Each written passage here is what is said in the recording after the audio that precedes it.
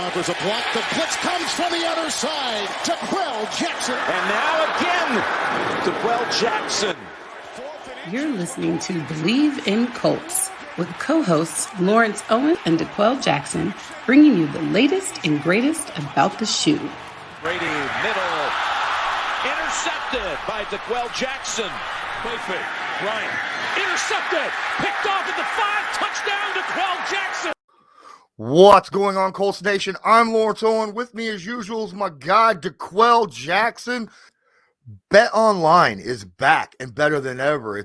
They have a new web interface for the start of the basketball season that happened earlier, not too long ago, and they have more props, odds, and lines than ever before. Bet Online remains your number one spot for all the basketball and football action this season. You can head to the new updated desktop or mobile website to sign up today and receive your 50% welcome bonus on your first deposit. Just use promo code BELIEVE50. That's BLEAV50 to receive your bonus. From basketball, football, baseball, postseason, NHL, boxing, UFC, right to your favorite Vegas casino games. Don't wait to take advantage of all the amazing offers available in the 2021 season and beyond. Bet Online is the fastest, easiest way to bet all your favorite sports. Bet Online, where the game starts. DeQuell, we have a very, very special guest today. Thank you to the Colts organization for bringing him on. We have third-year linebacker from the Indianapolis Colts, as Pat McAfee said, future Hall of Fame linebacker Bobby Okereke. Yes, sir. Bobby, what's going on, brother? Doing well. How y'all doing? Good. So, Bobby, I'm gonna open this right up, man, because before the season, everyone had huge expectations on this football team, particularly offensively and defensively. My question to you is, you guys started 1-4, and I've been in NFL locker rooms for 11 years. That was my playing days, and I started in Cleveland. So I guess my biggest question to you is, you're a smart guy. I feel like you can answer this one. What was the morale like from being 1-4 to where you guys are now? You guys have worked your way out of this hole. And I know being in those locker rooms, 1-4 is not the way you want to be, but it takes an extremely amount of confidence and leadership and hard work to get yourself out of that hole. So what has been the biggest difference in your mind from a 1-4 start to where you guys are right now? Yeah. And like you highlighted, truly the leadership and resolve of our team brought us through that 1-4 situation. But it's truly been a hunger. Right. And I think Carson talked about it after the Baltimore game, that loss, basically challenging everybody. We got to have a killer instinct. And I think that's the thing sometimes when you have expectations and you're a talented team, you're supposed to produce, like you kind of get in your head and you lose sight of what you actually got to do. You got to go out there every day and you got to be hungry and you got to compete and you got to earn it. And that's what we've done to really crawl our way back into a good situation we're in now. So, we feel like we're in the driver's seat a little bit and, we're just trying to take control. Awesome. So your first couple of years, you were playing the Sam spot and coming in to break when AWalk was there. Now this year, you have taken on that starting Mike position. What's that transition been like for you? Yeah. Sam was good. It allowed me to play in space, play with good angles, and really play fast. But putting me in the middle at the Mike position, I'm able to play cerebral, and I have great athleticism. I'm able to be all over the field. And, that's what I'm trying to do. I'm trying to fly around sideline to sideline, diagnose fast. So, I feel like I'm going and growing through this process and just getting better each week. Yeah, I would imagine you playing multiple positions probably has helped you see the field a lot better from the Mike position. So my next question would be, you're in year 3 right now, and I understand, from year 1 to year 2 to year 3, it's a slow progression of the game slowing down, whether you're studying better, whether you're reading keys better. In your mind, if you could pinpoint 1 or 2 things that you have added to your game at this point, what would it be from year 1 to year 3 where you are currently? Yeah. I think just figuring out the opportunities I have in the game where I can really just not think and play fast and physical, whether I'm blitzing or, I'm covering a guy. Just I feel like I'm a cerebral player, but sometimes I can They say you get in your head probably. You get in your head a little bit too much. Paralysis by analysis.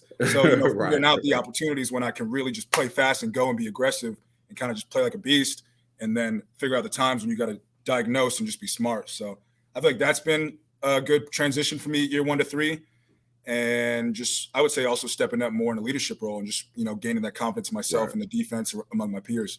If I had any advice to give you, my 11 years playing the inside linebacker, is trust your eyes. You've done the work leading up, right? So when Sunday comes, that ball snap, you're reading your keys, trust your eyes, and everything else will take care of itself.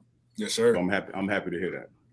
So Mike Leach has been around for quite a while. We just got initiated this past week over it. I was wondering if there was a cause that you support and that you would like to talk about, give this moment to talk about that.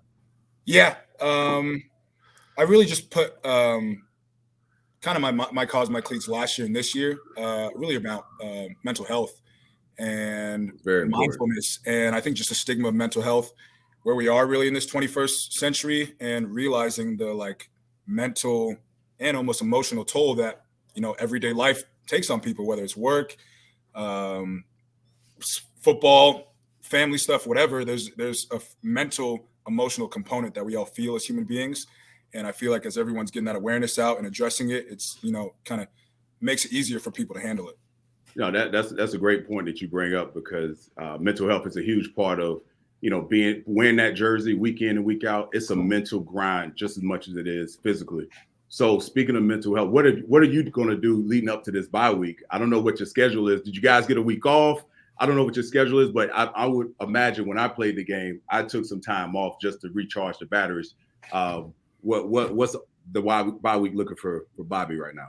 Yeah, gonna be pretty low key. I'm going home back to California.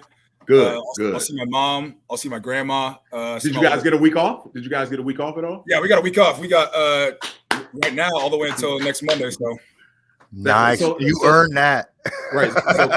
So I want to ask a follow-up question. Were you guys, you don't have to say this, but with my experience, Lawrence and I talked about it last week, leading up to a bye week, depending on how we played, would probably have a small little, would sway things to the player standpoint in terms of how many days you guys got off. But 31-0, you guys played a heck of a game. You guys completely shut Houston out, so you guys deserve that week off. So I'm happy for you, brother.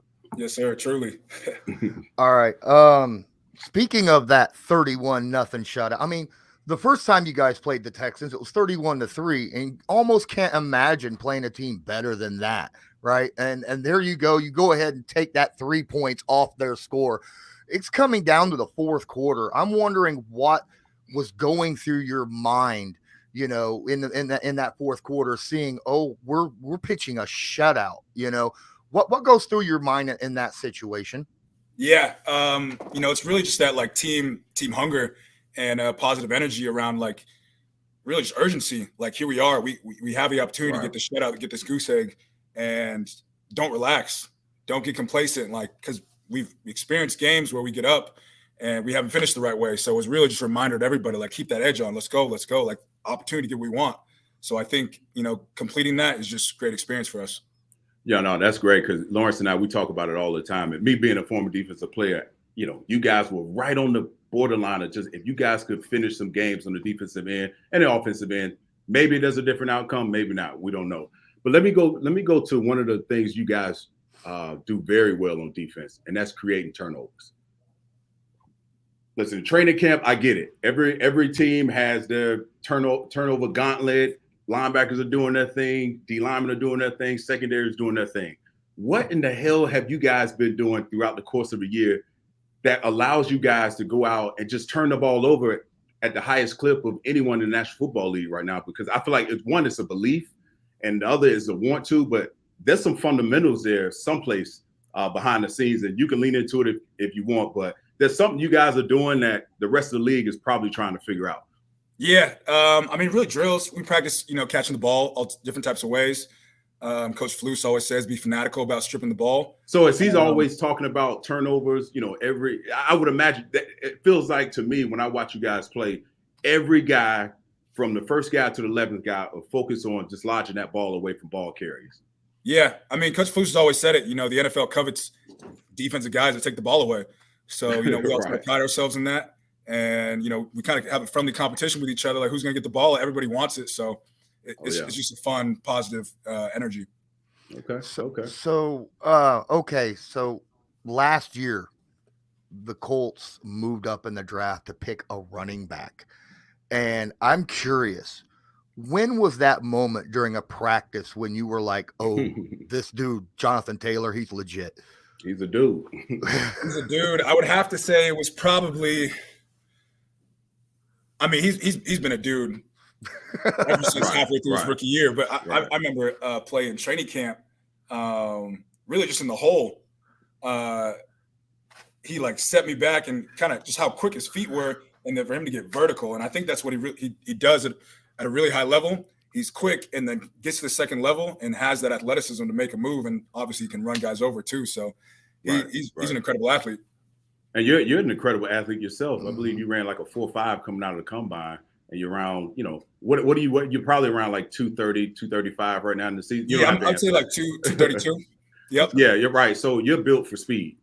Let me ask you this. What does Bobby bring to an already, touted linebacker group with Darius Leonard?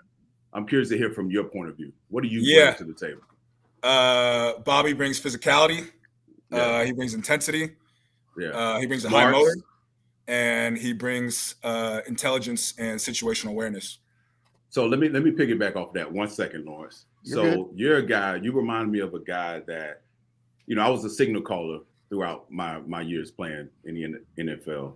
You seem like a guy that's able to communicate. And that's something that's going to take your game to the next level, playing the linebacker position. The more you're able to communicate and be a problem solver on the fly, because we all know, we've heard the call a million times, and it's a couple D linemen may look back, Bobby, what's the call? What's the call? And you gotta be able to blurt it out and line them up right now. Have you had those moments happen yet throughout your career? And I mean, I've had learning experiences as well. Making the wrong call or maybe, trying to make an adjustment and not being the right adjustment. But, for me, I kind of just internalize everything as a learning experience and just truly get better from it. So I feel like my leadership, my confidence in that role has grown a lot. And, I feel like the guys in the room feel that too. That's awesome. Matt Eberflus, he's big on the whole no loafs thing, right? Huge on that. And you get drafted 3 years ago, you walk into that situation. How did that affect your play? Or was that something that you were just used to coming out of college? Yeah, I think it's a style of football that, comes naturally to me, but I feel like that's why I came in at really rookie year and was able to, play at a decently high level and play fast and, kind of flash. Because I think Coach Flus does a great job of really just bringing it back to the rudiments of the game. You play fast, you play physical, you play with a motor. And he always says he's the hustle and hitting coach. Like there's scheme, there's X's and O's, but at the end of the day, it's hustle and it's hitting. So, if you can simple it down to that and just, test yourself, see how hard you can go, good things will happen. Yeah. What do you think you guys need to do to finish the season well, just defensively? What do you guys need to do when no matter who you're playing, whether it's the Patriots in a few weeks, whether it's the Raiders down the road, it doesn't matter. What does Bobby feel like the defense needs to do to improve? And also to give your offense and this team the best chance to win. Yeah. I mean, our identity, first and foremost, is stop the run. Right. And, we do that to really make a team one-dimensional. And, second off that, we got to limit the explosive plays. We always talk about keeping the cut, but, with the way our offense plays, if a team's dinking and ducking the ball on us and hitting checkdowns, they're not going to beat us because our offense is going to make them go the long, hard way. Make them go the long, hard way. So limit explosive plays there. And, we've done a really good job these past couple of weeks, generating a pass rush and keeping the quarterback in the pocket. So, I feel like if we can contain the quarterback and get that pressure on the quarterback, whether it's through blitzes, aggressive plays, or just, talented players making plays, I think we'll be set up for success. Solid. We're coming up to the end of the time that we have with you. I do want to thank you for joining us and taking this time out of your day and, right before your bye week for you to, kind of ease up. Much, much appreciated. If it's all right with the Quell, I would like to give you this moment to use our platform to just tell people anything that you would like to say for the next few minute or so. Yeah. Really just, appreciate Colts fans for all the support. We feel it on game day. I felt it since, I was drafted. Indiana's like a second home to me now. Oh, yeah, it's a special place. It's a special 100%. place. I feel the hospitality. So really just wish everybody had a happy Thanksgiving. Hope you have a happy Christmas, and just know where our mentality is going into these next 4 games, and, trying to get a seat at the table at the playoffs. Absolutely. Absolutely. We're gunning for a championship, and that's what's on our mindset. Absolutely. Hey, Bobby, before you leave the building, first of all, I want to say safe travels. You got to go back to Cali, recharge those batteries. And I want you to say hello to Matt Eberflus. He was my inside linebackers coach it was his first NFL gig in Cleveland with the Cleveland Browns. So okay, we haven't talked a lot lately, but he'll know who I am, and tell him, just keep up the good work. And I'm always watching, man. And if you ever need anything, I'm here for him. Yes, sir. Kudos to you. Kudos to you, man. And congrats to you. Absolutely. And no pressure. But in 2 weeks, when you come back, the Colts play the Patriots and Bill Belichick, and we ain't beat them since the 2009 AFC Championship on that run for the Super Bowl against the Saints. So no pressure. No pressure. No pressure. 1-0. 1-0. That's the mindset.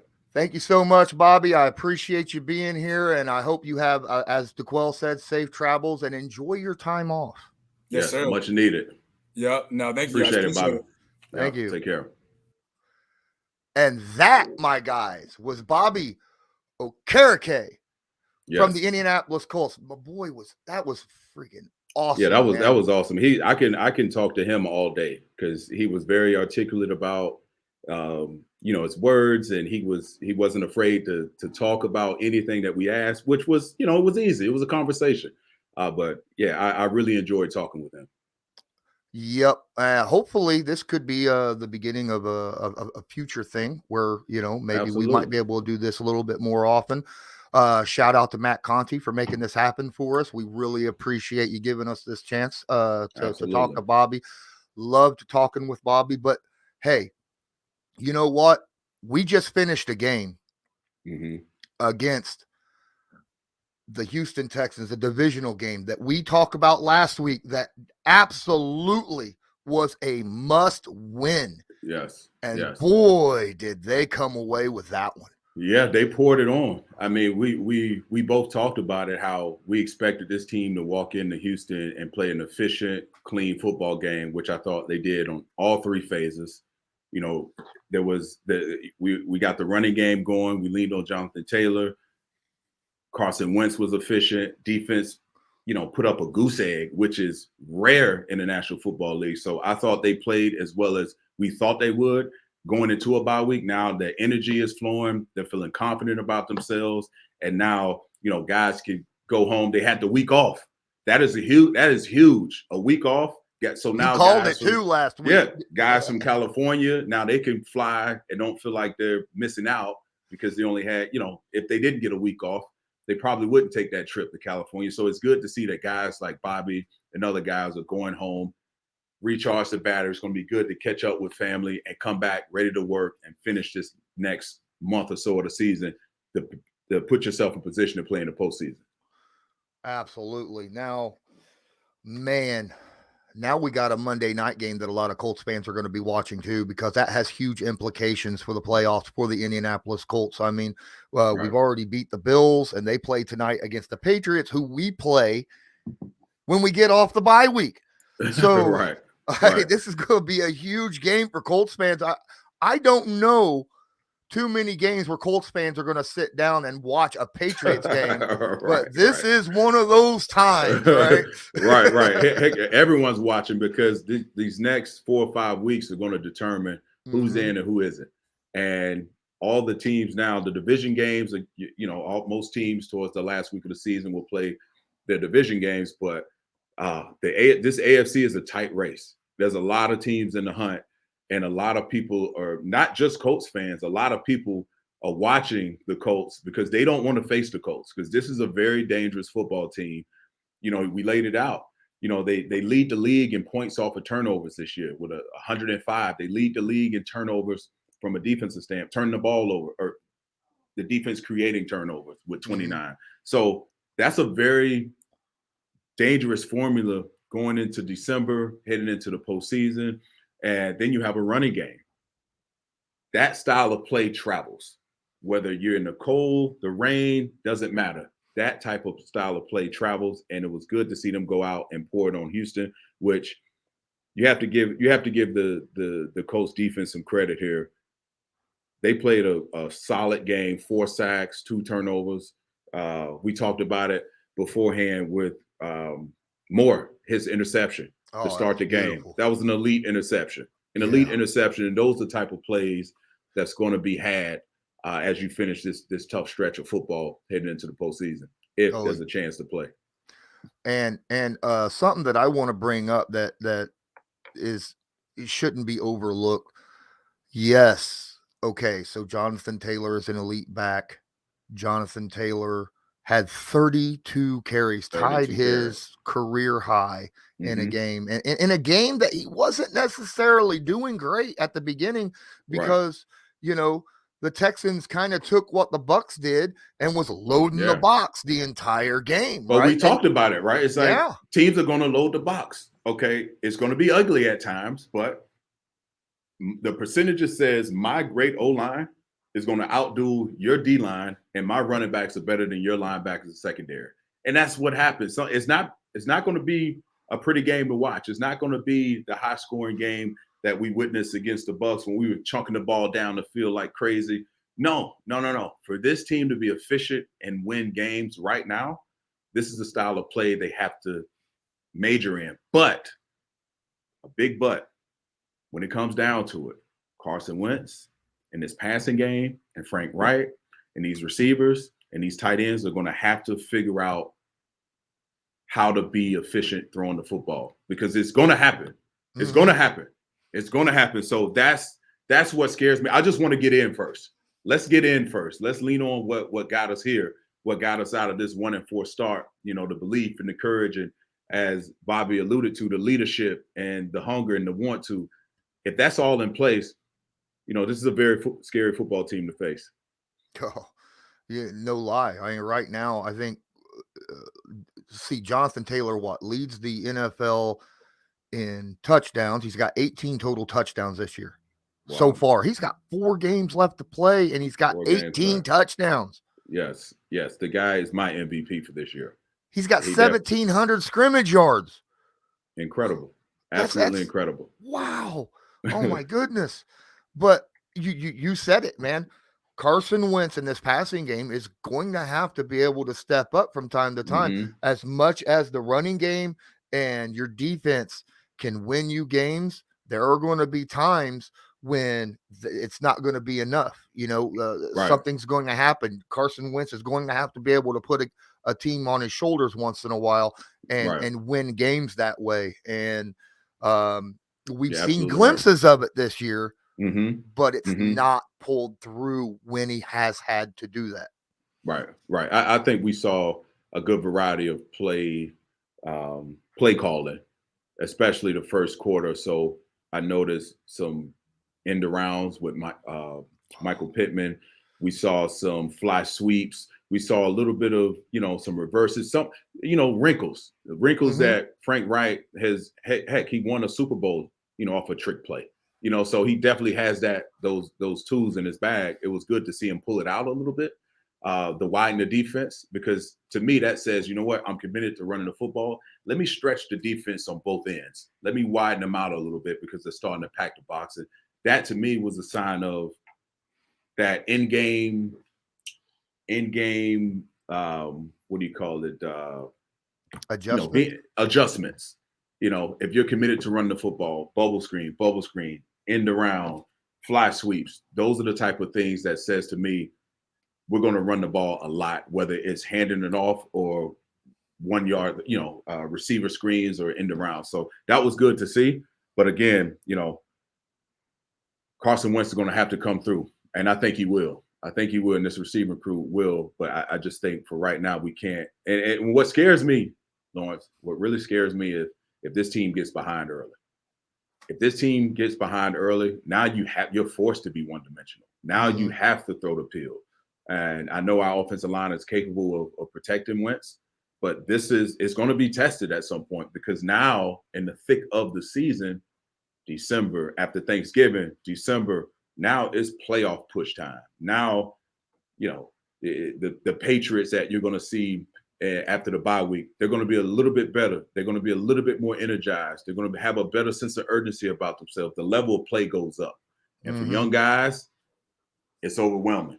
And for veteran teams who have been there before, who knows what to expect, will be able to fight through some of the adversity early in football games. And that's the only thing that kind of concerns me with this team is, will they be mentally strong enough to get over that hump when it does present itself? Yeah, there are a couple games that later this year that will test that possibility of getting down behind early. I mean, yeah, we're playing against Kyler Murray and the Cardinals. That's a very potent aerial attack. Yes. Derek Carr and the Raiders, man, they can pass that football around like nobody's business as well. So there are games that the Colts will be tested strongly. But let's talk about this defense, this lockdown pass defense that the Colts have had the past 3 weeks. Now, I get it. It was Tyrod Taylor and the Texans, but they only gave up like 65 yards against them. Over the last 3 weeks, they played not only Tyrod, but Tom Brady in that number one offense and Josh Allen and that passing attack with the Bills. And they're only giving up an average over the last 3 weeks against those quarterbacks and those offenses, 165 yards through the air. Wow. They're doing something right. They're definitely doing something right. I know we've been frustrated at times with how much zone coverage this team plays, but you know what? They're used to playing it. Those guys are familiar with it. Matt Eberflus knows his team, I would imagine more so than the two of us. So I know it could be a bit frustrating, but you're right. This team is making the right strides defensively at the right time. And that fuels the offense. We saw special teams come into play with pinning a bad football team that wasn't. Those are what good football teams are supposed to do. Every phase is supposed to contribute. And if you get that type of play from each phase of the game, man, I'll tell you, I can't say it enough that how scary this football team will be. But I just really hope guys really take advantage of the. But you know what I wanted to ask Bobby, we didn't we didn't have time we ran out of time there, but I wanted to ask him about his routine. How is he taking care of his body? Because this is the biggest fear that every coach has when you give a team a week off, that they don't burn the candle on both ends, that they don't use this as an opportunity to go crazy, drinking or partying or doing whatever. You would hope guys have a routine. And so a lot of coaches are afraid to give guys that much time off, especially during the season, especially during the most critical part of the season where every game matters, every injury matters. So I'm holding my breath. I hope guys are taking care of their bodies and getting the proper massages and film work. Get ahead early. So when you come back, you're hitting the ground rolling. Who discusses that with the young guys? Is it your position coaches or your veteran leaders? Yeah, both. And I'm sure the head coach talked about it at length during his team meeting. Listen, guys, I'm gonna give you a week off, but these are some of the things that we're gonna have to do. Some coaches will give players, workout booklets. This is what I need you to do. At least do this to stay in shape. Because if you don't do any running, Lawrence, a week off and expect to come back and play an efficient game against the Patriots, that's a huge ask. And if you're not prepared, then that's when, those injuries creep up, those unexpected injuries may happen. So again, I feel Frank Wright, probably he knows his team better than us, and they've worked their tails off. They're more than deserving of it, but it's going to take leadership for guys within the team to say, you know what, let's not screw this moment up. Let's come back. Let's not anyone get into any trouble. No headlines other than good headlines. Let's all come back ready to go and hitting the ground running with our foot on the gas. It's December, ladies and gentlemen, and you know what the big holiday in December is? That's Christmas. And so, if you haven't gotten your Christmas shopping done, I got a really good place to go get some. If you got that special someone in your life, go check out lightbox.com. Man, they use cutting edge technology and innovative techniques, and they've cracked the science of sparkle, creating the highest quality lab grown diamonds that you can find at a very light price. They have the same chemical makeup of natural diamonds, but just are grown in a lab. And because of the process, they can create bluish pink or beautiful blue, as well as, your classic white. Lightbox lab grown diamonds are the gift that they'll never want to take off, and priced so they won't have to. Visit lightboxjewelry.com to add sparkle to your holiday shopping. That's lightboxjewelry.com. Lightbox diamonds, never a dull moment. Now, Gotta love. Mhm. Y'all say you gotta love Christmas. You have to love right, it. right, got to, man. I mean, it's that season, and Christmas is one of those holidays that just brings out that giddiness in everybody, no matter what age you are. And Right. my goodness, and winning. If you're a Colts fan and you're walking in and winning during December, that just makes it even that much better. Right. A great Christmas gift to go to a Colts game or watch a play at some point. Yeah, Great gift. Absolutely. And don't forget, the Colts play on Christmas this year against the Yes. Cardinals. Wow. That would be a Christmas gift, or a game, a ticket to that game. Wow. Right. All right. So now let's talk about other stuff here. I kind of got off topic a little bit, but no problem. Man, I'm curious. You're sitting when you've had those weeks off. What did you do? If you were in Bobby's shoes at his time in his career, what would you do during your week off? I would go to the best restaurant in my area when I would get back. My current wife knows bye week. That means, listen, we may go to New York for a couple of days and then come back home. But me, it was massaging. It was pedicures. It was, pampering myself. And for me, I went to my favorite restaurants when I was back in town. So just food for me brought me back to home.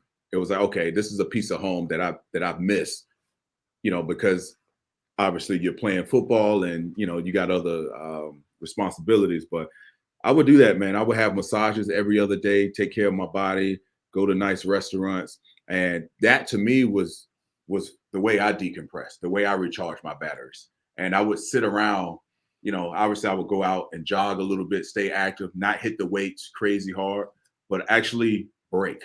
But for me, towards the end of the week, I would watch 3 games of the opponent I was going to watch. I wanted to get ahead of myself. And because, for me, it gave me confidence. The more I knew about my opponent, the faster I would play. Bobby talked about it, reading his keys, from your first year to your third year, from your first year to, year 11, the faster, you play faster when you know exactly what to do and you trust your eyes. So for me, that was my safe haven. That was my comfort zone. So I always stuck to that. Now, early in my career, not so much. Early in my career, year 3, Bobby seems like a much more mature guy than I ever was at year 3. So year 3, I can't even remember what the heck I did because it was a blur. I was probably not doing what I needed to do. Let's say that. But it was definitely time to recharge the battery. So for sure. Oh yeah, Bobby seems much more mature than what I was when man. I was his age. I mean, my goodness, Right. Wow. So shout out to him because I mean, my goodness, whoever he's got in his life, has been. You can see it, right? You can really see the people that are there supporting him in his life in the way that he carries himself. I was extremely impressed by his ability to be able to change positions.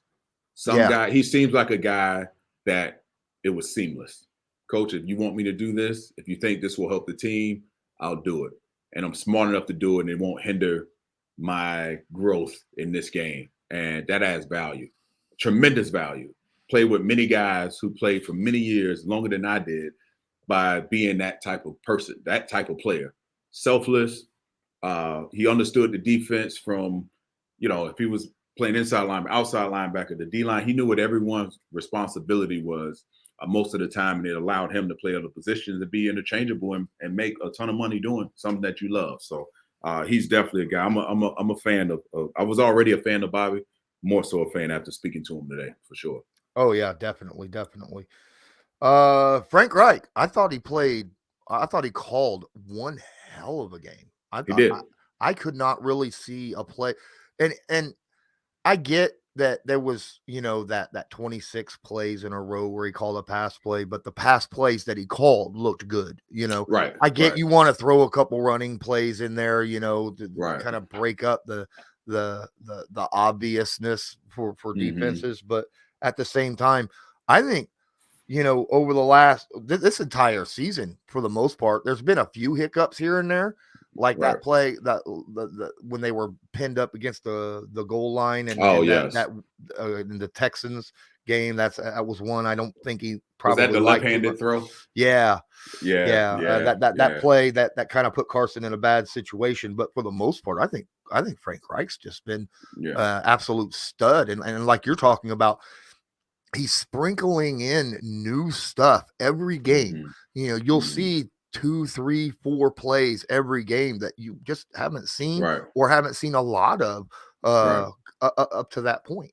Yeah, even the Wildcat was brought out in the goal line, which I thought was a great move, with JT, Jonathan Taylor. So that's when you start to see those type of plays called, you're in a good rhythm. You trust what you're doing, and you trust the guys doing it. And just to piggyback on what you said about the passing game, because there was a set, it's called a twin slot or a YY slot. When you have two tight ends backside, it's a full slide to the slot, and it's a 2-man route. So obviously, that type of formation tells me two things. It's a heavy run set, but it's also a really great play action set as well. So, and now you're talking Carson Wentz, you have a 2-man route concept, and it's easy to maneuver when you only have to deal with half the field. So I thought those plays were efficient. I thought it played well into, the game plan and against the Houston Texans. And, I agree with you. I think he's been steady and called a really decent, games thus far.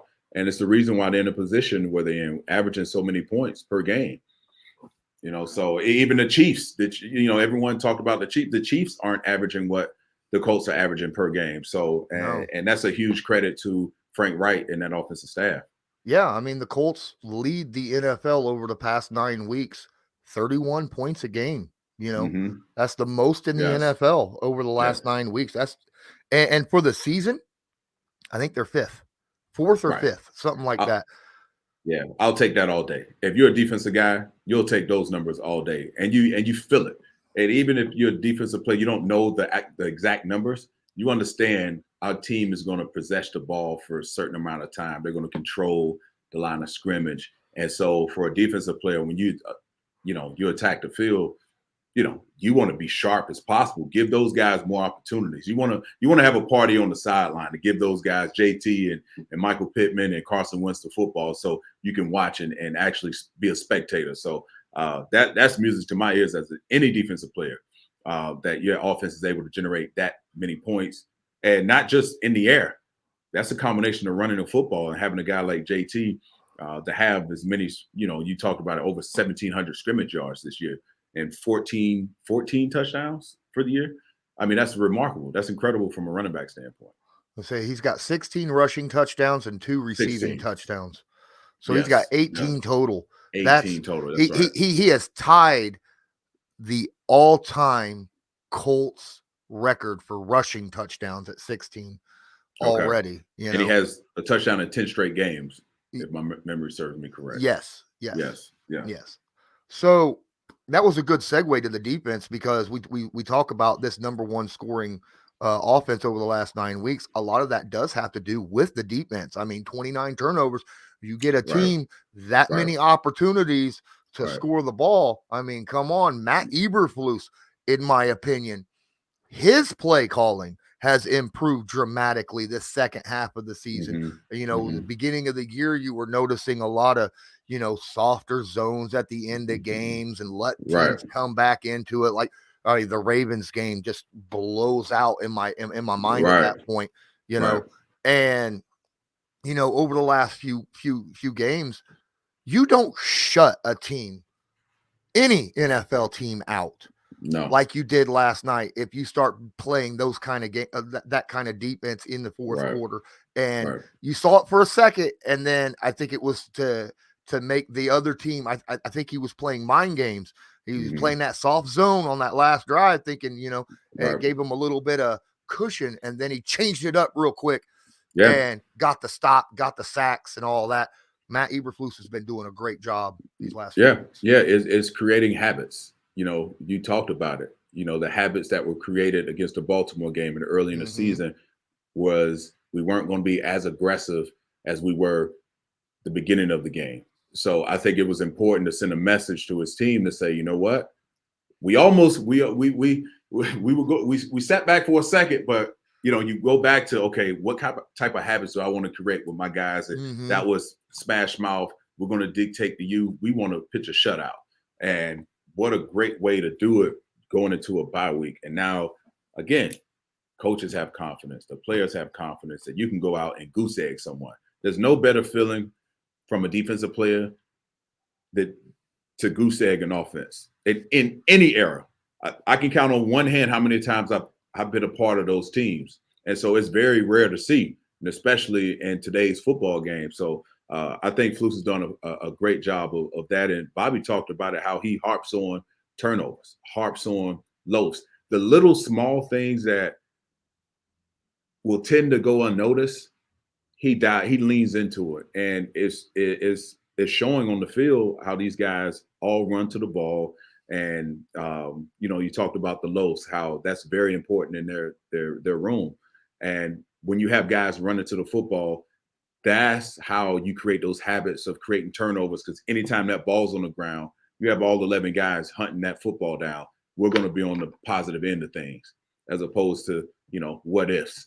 So he's done a fantastic job there, and it's a good time for them to great time to have that type of performance. Well, I mean, I think the last time the Colts shut a team out was 3 years ago against the Dallas Cowboys. And this will tell you how big of a game that was against the Texans. That was the largest margin of victory shutout that the Indianapolis Colts have had since 1971. Okay, I don't remember the score. I don't either. I just remember reading that. But 1971, that's 50 years ago. Wow. Wow. Yeah. that's how hard they are to come by, man. It really is. And to beat a team that bad in any era, it just doesn't happen often. No. It doesn't happen. It really doesn't happen, because something is bound to something is in 65 to 70 plays from an offense, typically. That takes what that means is, Lawrence, you got to understand, every guy that plays a snap of defense has to grade out. We call it grading out on the higher end. Every player gets graded. And that means you have a lot of positives on your sheet. Plus and minus. You have a plus and minus grade sheet. You got a lot of pluses on your grade sheet. And it's really difficult to come by. It really is. Everyone has to be on the same communication. Bobby talked about it, how, I asked him how, he leaned into when D-line, when you're a signal caller and you're a cerebral guy, and guys are going to tend to lean towards you when they forget what the play call, and you got to line guys up, and that stuff happens. That means that every snap, those guys were on the same page for the majority of things, and which is what you strive to be and play for, and play in that higher percentage, but it's hard to do. So Colts in a good place right now. Really I will say, okay, so we talked about last week that you got to do something early against the Texans to take their will out of the game, right? That was the game plan. You got to do something early. And I understand Jonathan Taylor had 32 carries, 140 some yards, and a couple touchdowns. I get that. But my player of the game was Kenny Moore, because from the snap, the very first snap of the game, he goes out and makes that unbelievable interception. And then on the very next time the Texans get the ball, he forces a fumble. Yeah, it's elite. It's elite.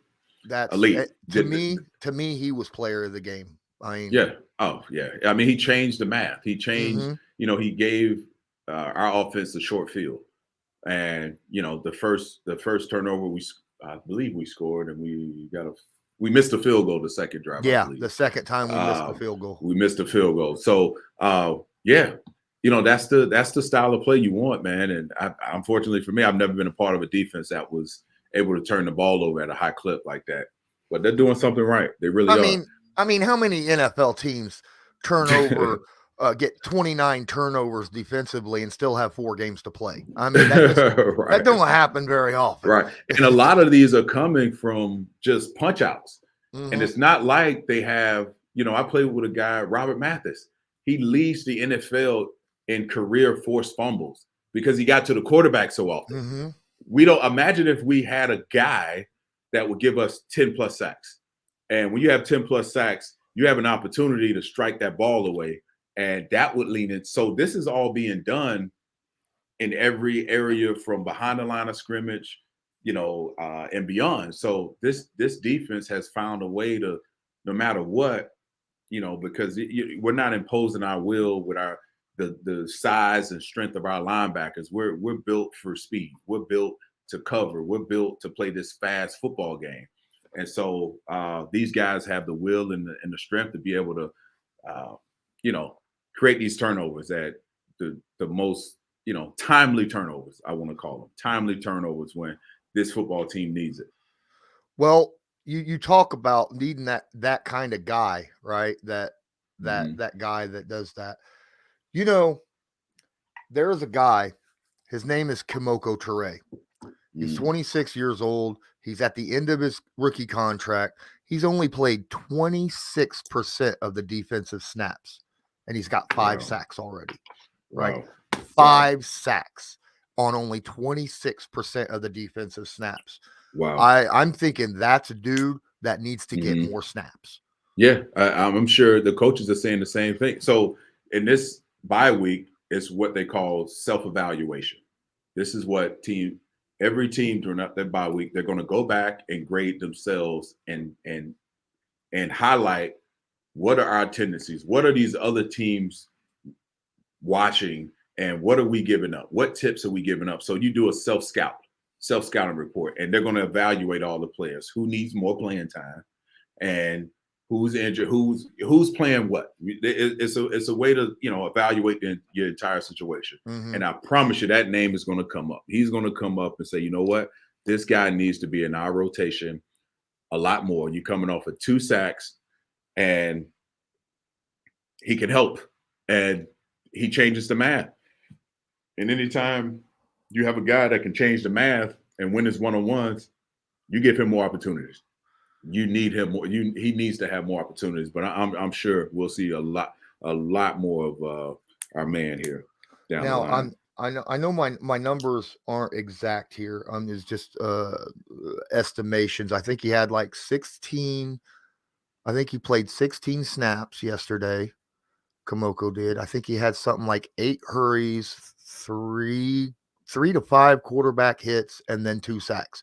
And that's just stupid numbers. Yeah, that's efficient, man. Wow. That's very efficient.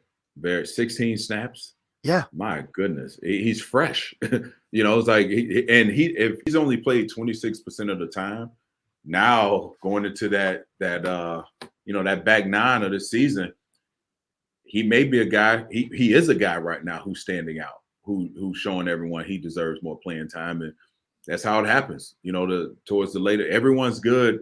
My uncle would always tell me this when I started playing football. Everyone's good in the first and second quarter. of a game and of a season. I look for the guys who are great in the third and fourth quarter, in the third and fourth quarter of the season. Mhm. Those are the guys that I would tend to lean towards. And maybe he shows us something. Maybe he emerges as that guy, aside from the Buckner, DeForest Buckner and those guys. So I'm happy to see that. I'm truly happy to see that. Absolutely. And I'm going to close this episode out with just talking about this bye week. We are as healthy as a team has been, the Colts team has been this late in the season that I can remember. I mean, this is it's unreal. But that doesn't mean that there aren't guys that could really, really use this break, especially guys like Quentin Nelson, Darius Leonard, who have been dealing with all these injuries, DeForest Buckner, T.Y. Hilton.